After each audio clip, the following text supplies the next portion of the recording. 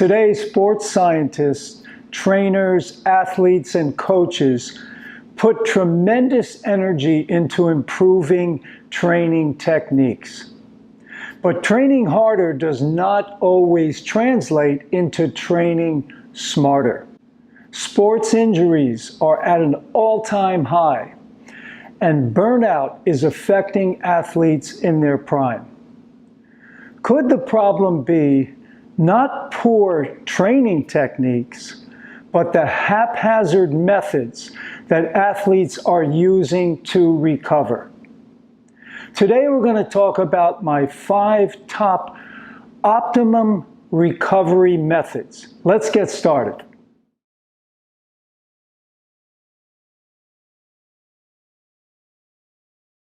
Our bodies are made up of 70% water, and all bodily functions are dependent upon sufficient water.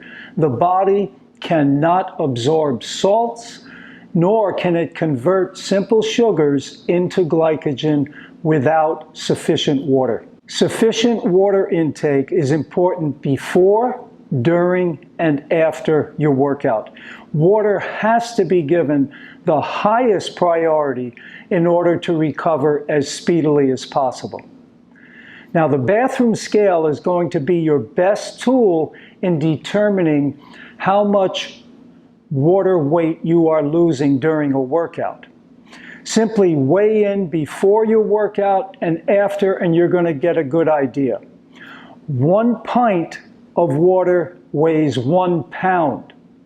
So a gallon weighs 8 pounds. So based on your before and after, you're going to know how much water you need to replenish. Now start, after your workout, I want you to start just by drinking plain water before you consume any food.